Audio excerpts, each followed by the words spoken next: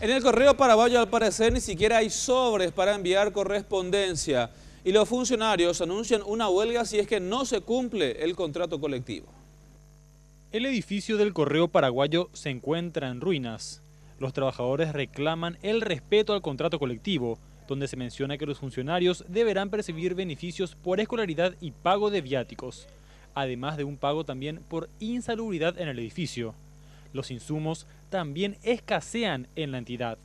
Un sobre que están enviando así en hoja de papel diario, porque no hay para envolver. No se puede comprar sobres entonces. O sea que no hay sobre, no tenemos sobre. Y así están enviando en papel diario.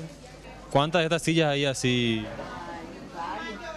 Varios están en esas condiciones. ¿Y hace cuánto? Hace mucho ya.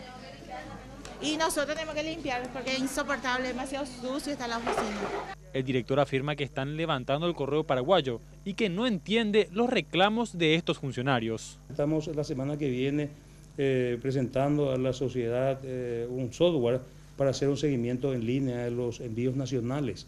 Estamos recibiendo un software de la Unión Postal Universal, un servidor para controlar nuestras recaudaciones al momento en toda la República.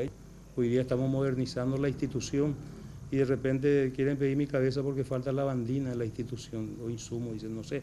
Ángel Pintos Balbuena afirmó que se reunirá con los manifestantes entre este miércoles o mañana para intentar destrabar la huelga que se tiene planeada para la próxima semana.